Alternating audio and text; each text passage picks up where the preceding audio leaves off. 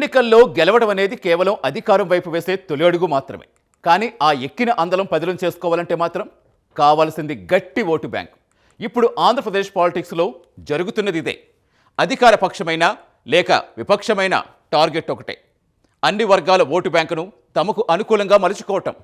మాకు పదిలంగా ఉంది కదా అన్న ధీమా ఒకరిదైతే, ఆ ధీమా పటాపంచలు చేసి ఆ ఓటు బ్యాంకును తమ ఖాతాలో వేసుకోవాలనే పట్టుదల మరొకరిది.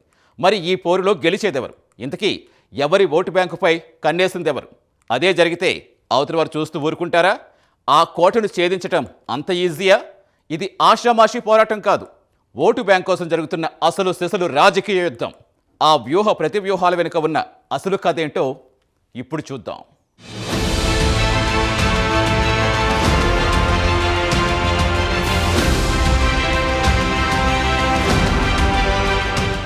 రాజకీయాల్లో ఎప్పుడూ వినిపించే ఒకే ఒక మాట, అంతిమ సారాంశం రెండూనూ అధికారం అనే వైపే వేళ్లు చూపుతూ ఉంటాయి. అది సాధించడమే లక్ష్యం, నిలబెట్టుకోవడమే పరమావధి. 2024 ఆంధ్రప్రదేశ్ ఎన్నికల ఫలితాలను ఒక్కసారి నిశ్చితంగా పరిశీలిస్తే ఒక ఆసక్తికరమైన గణాంకం కనిపిస్తుంది. అధికారం కోల్పోయినప్పటికీ వైసీపీకి సుమారు 40% ఓటు బ్యాంకు తమ వద్దే పదిలపరుచుకుంది. అసెంబ్లీ ఎన్నికల్లో 39.37%, పార్లమెంట్ ఎన్నికల్లో 39.61% ఓట్లను ఆ పార్టీ సాధించింది. సీట్ల పరంగా ఘోర పరాజయం పాలైనప్పటికీ ఈ ఓటు శాతం ఆ పార్టీ అధినేత జగన్కి ఒక పెద్ద ఊరట, భవిష్యత్తు మీద ఆశను కల్పిస్తోంది.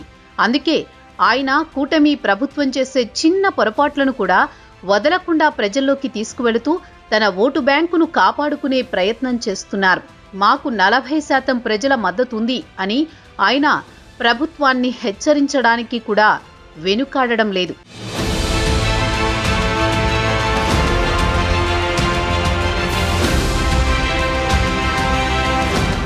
కానీ చరిత్ర చెబుతున్న సత్యం ఒకటే, రాజకీయాల్లో ఏమాత్రం అప్రమత్తత లోపించినా ఎంతటి బలమైన కోటైనా బీటలు వారక తప్పదు. ఈ సూత్రాన్ని కూటమి నేతలు బలంగా నమ్ముతున్నారు. జగన్మోహన్ రెడ్డి ధీమాగా ఉన్న ఆ 40% ఓటు బ్యాంకును గల్లంతు చేయడమే లక్ష్యంగా తెలుగుదేశం, జనసేనలు ఒక పక్కా ప్రణాళికతో ముందుకు సాగుతున్నాయి.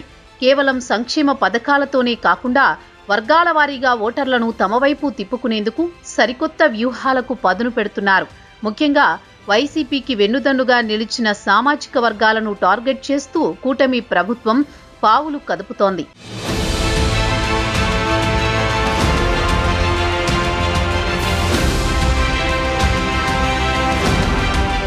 ఈ ఆపరేషన్లో జనసేన అధినేత ఉప ముఖ్యమంత్రి పవన్ కళ్యాణ్ పాత్ర అత్యంత కీలకంగా మారింది. ఆయన ప్రధానంగా 2 బలమైన అంశాలపై దృష్టి సారించారు. 1 గిరిజన ప్రాంతాలు, 2 గ్రామీణ వ్యవస్థ. వైసీపీకి గిరిజనుల్లో మంచి పట్టుంది. ఆ పట్టును సడలించడానికి గిరిజన ప్రాంతాల్లో అభివృద్ధిని పరుగులు పెట్టించడం ద్వారా ఆ వర్గం ఓట్లను కూటమి వైపు మళ్లించాలని పవన్ యోచిస్తున్నారు. ఇక రాష్ట్రంలో అత్యధిక ఓటర్లుండే పల్లెల్లోనూ గ్రామీణ అభివృద్ధి శాఖ తన వద్దే ఉండడంతో పల్లెలను అభివృద్ధి పథంలో నడిపించి అక్కడ మౌలిక వసతులు కల్పించడం ద్వారా గ్రామీణ ఓటు బ్యాంకును పూర్తిగా గ్రాప్ చేయాలనేది పవన్ ఆలోచనగా కనిపిస్తోంది. పల్లె బాగుపడితే ఆ క్రెడిట్ కూటమి ఖాతాలో పడుతుందని, తద్వారా వైసీపీ గ్రామీణ ఓటు బ్యాంకుకు గండి కొట్టవచ్చని ఆయన భావిస్తున్నారు.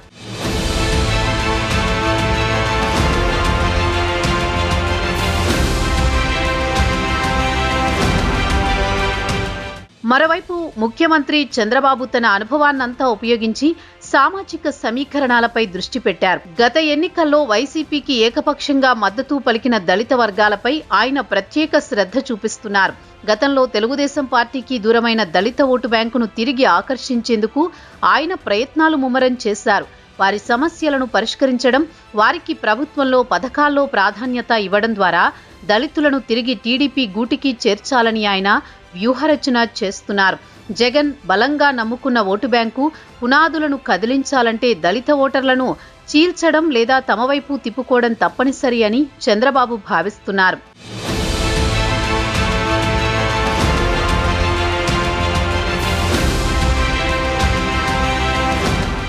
గ్రామీణ ఓటర్లే లక్ష్యంగా పవన్ అమలు చేస్తున్న వ్యూహానికి పల్లె పండుగ 2.0 ఒక నిదర్శనంగా నిలుస్తోంది. కేవలం మాటలకే పరిమితం కాకుండా సుమారు 6,787 కోట్ల భారీ నిధులతో 13,000 పైచిలుకు గ్రామ పంచాయతీల్లో అభివృద్ధి పనులకు శ్రీకారం చుట్టారు. ముఖ్యంగా గోదావరి జిల్లాలోని కోనసీమ వేదికగా ఈ కార్యక్రమాన్ని ప్రారంభించడం ద్వారా తమ సామాజిక వర్గంతో పాటు గ్రామీణ ప్రజల్లో భరోసా నింపే ప్రయత్నం చేస్తున్నారు. గత ప్రభుత్వ హయాంలో గుంతలమయమైన రోడ్లు, అసంపూర్తిగా మిగిలిన డ్రైనేజీలు, పాలనలో లోపాలను ఎత్తి చూపుతూనే పల్లెల్లో మౌలిక వస్తుల కల్పన ద్వారా ప్రజల జీవన ప్రమాణాలు పెంచడమే తమ అజెండా అని పవన్ స్పష్టం చేస్తున్నారు. పల్లె బాగుంటేనే రాష్ట్రం బాగుంటుందనే నినాదంతో గ్రామీణ యువతకు ఉపాధి కల్పన, రోడ్ల నిర్మాణం, గోదాములను ఏర్పాటు చేయడం ద్వారా వైసీపీకి పెట్టని కోటలుగా ఉన్న పల్లెల్లో కూటమి జెండాను పాతేందుకు పవన్ వడివడిగా అడుగులు వేస్తున్నారు.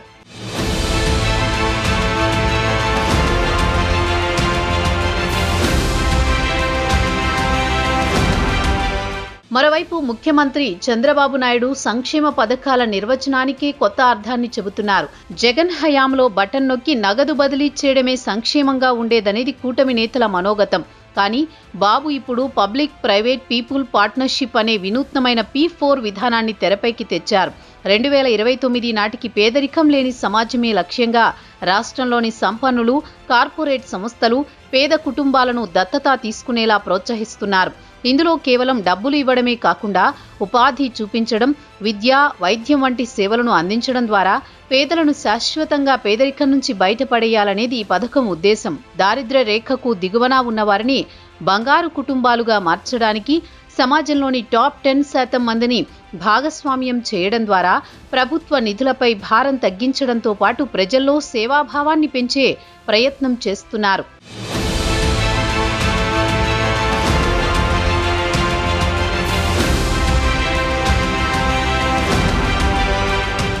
ఇక్కడే గమనించాల్సిన ప్రధాన రాజకీయ కోణం ఉంది. వైసీపీకి అత్యంత బలమైన ఓటు బ్యాంకు అయిన నిరుపేదలు, గ్రామీణ ప్రజలను ఈ రెండు పథకాలు నేరుగా తాకుతున్నాయి. ఆర్థిక సాయానికి సంపద సృష్టి, మౌలిక వస్తుల కల్పన అన్నట్లుగా సాగుతోంది పల్లె పండుగ ద్వారా పవన్ కళ్యాణ్ గ్రామాల ముఖ చిత్రం మారుస్తోంటే P4 ద్వారా చంద్రబాబు పేదల ఆర్థిక స్థితిగతులు మార్చే ప్రయత్నం చేస్తున్నారు.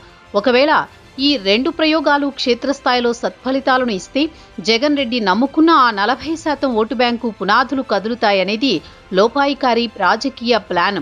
అయితే సంపన్నులు పేదలను దత్తత తీసుకోవడం ఎంతవరకు ఆచరణ సాధ్యమవుతుంది, పల్లెలకు నిధుల ప్రవాహం నిరంతరాయంగా ఉంటుందా అనే సవాళ్లే ఈ వ్యూహం విజయానికి అసలైన పరీక్షలు.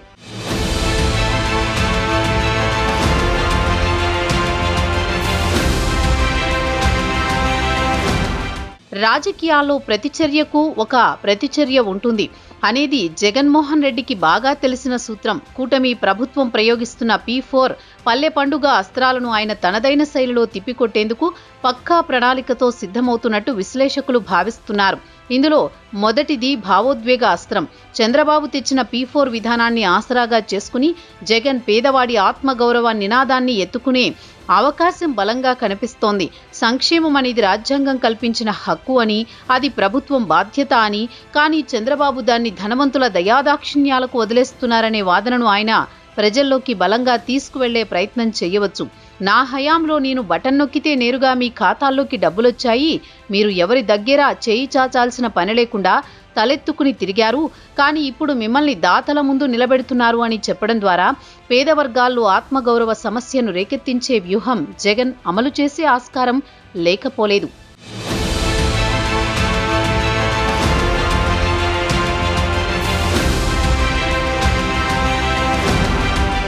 పవన్ కళ్యాణ్ ప్రతిష్టాత్మకంగా తీసుకున్న పల్లె పండుగ కార్యక్రమాన్ని కూడా వైసీపీ రాజకీయ కోణంలోనే ఎదుర్కోబోతోంది. అభివృద్ధి పేరుతో కాంట్రాక్టర్లకు మేలు చేస్తున్నారే తప్ప పేదవాడి కడుపు నింపే ఆలోచన ఈ ప్రభుత్వానికి లేదు అనే ప్రచారాన్ని వైసీపీ తెరపైకి తెచ్చే అవకాశం ఉంది. రోడ్లు, భవనాలు ముఖ్యం కాదు, ముందు పేదవాడికిచ్చిన సూపర్ 6 హామీలు ఏమయ్యాయి అని నిలదీసేలా కేడర్ను ఇప్పటికే మాజీ సీఎం సమాయత్తం చేస్తున్నారు. మౌలిక వస్తుల కోసం వేల కోట్లు ఖర్చు పెడుతున్నారు, కానీ అమ్మఒడి, రైతు భరోసా వంటి పథకాలకు నిధులు లేవని చెబుతున్నారనే విమర్శను ప్రజల్లోకి బలంగా పంపి అభివృద్ధి వర్సెస్ సంక్షేమం అనే చర్చను లేవనెత్తడం జగన్ ప్రధాన అజెండాగా మారొచ్చు. గ్రామీణ ప్రజలకు రోడ్ల కంటే నెల నెలా వచ్చే డబ్బే ముఖ్యమనే మనస్తత్వాన్ని తిరిగి మేల్కొల్పడం ద్వారా పవన్ వ్యూహానికి చెక్ పెట్టాలని వైసీపీ యోచిస్తోంది.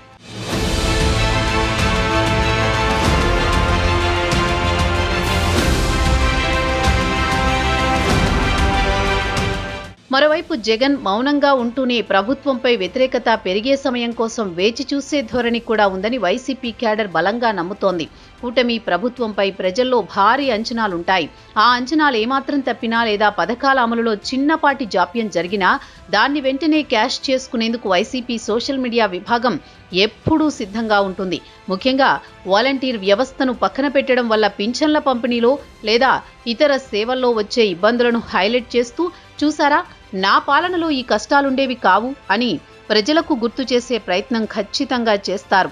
కూటమి నేతల మధ్య ఏ చిన్న భేదాభిప్రాయం వచ్చినా దాన్ని రాజకీయ అస్థిరతగా చిత్రించి పాలన గాడి తప్పిందనే సంకేతాన్ని పంపడం కూడా జగన్ వ్యూహంలో భాగమే.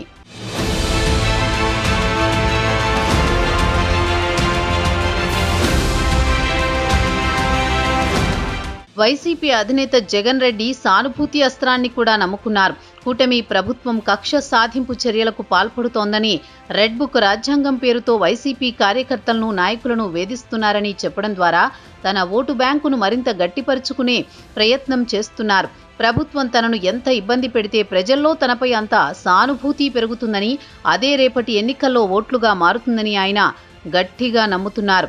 మొత్తానికి కూటమి అభివృద్ధి అనే మంత్రాన్ని ఆత్మగౌరవం, సెంటిమెంట్ అనే ఆయుధాలతో ఢీకొట్టడానికి జగన్ సిద్ధంగా ఉన్నారు అనేది మాత్రం స్పష్టం. రాబోయే రోజుల్లో ఏపీ రాజకీయం అభివృద్ధికి, ఆత్మగౌరవానికి మధ్య జరిగే పోరుగా మారబోతుంది అనడంలో ఎలాంటి సందేహం లేదు.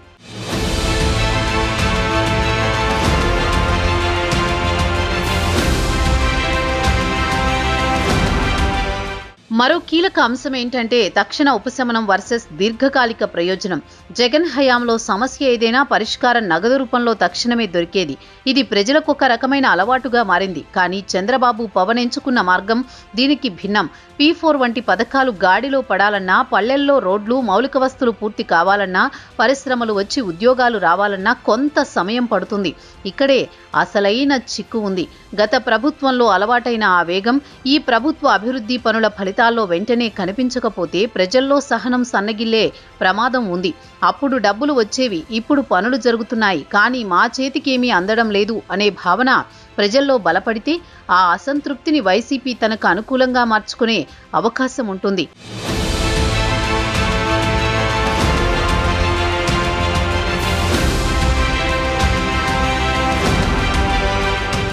రాజకీయ చదరంగంలో నాయకుల ఎత్తుగడలు ఎంత ముఖ్యమో అంతిమంగా వాటిని స్వీకరించే ప్రజల మనోభావాలు కూడా అంతే కీలకం. గత 5 ఏళ్ల జగన్ పాలనలో ప్రజలు లబ్ధి అంటే తమ బ్యాంకు ఖాతాలో పడే నగదును మాత్రమే చూశారు. వారి దృష్టిలో పాలన అంటే వ్యక్తిగత ఆర్థిక భరోసా మాత్రమే. కానీ ఇప్పుడు కూటమి ప్రభుత్వం వచ్చాక ఆ నిర్వచనం మారుతోంది. లబ్ధి అంటే కేవలం జేబులో పడే డబ్బు కాదు. నడవడానికి మంచి రోడ్డు, ఊరికి మంచినీళ్లు, యువతకు ఉద్యోగం, భవిష్యత్తుకు భరోసా అనే కొత్త ఆలోచనను కూటమి నేతలు ప్రజల్లోకి ఎక్కిస్తున్నారు.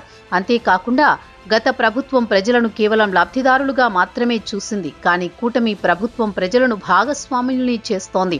పల్లె పండుగలో శ్రమదానమైన, P4లో ధనికులు పేదలను ఆదుకోవడమైనా అభివృద్ధిలో ప్రజలే భాగం కావాలనేది వీరి విధానం. ఇప్పుడు ప్రజలు ముందు 2 స్పష్టమైన నమూనాలు ఉన్నాయి. 1 బటన్ నొక్కితే వచ్చే వ్యక్తిగత సంక్షేమం, 2 అందరూ కలిసి కష్టపడితే వచ్చే సామూహిక అభివృద్ధి. ఈ రెండింటిలో ఏది తమ జీవితాలకు నిజమైన భద్రతను ఇస్తుందో ప్రజలే నిర్ణయించుకోవాలి.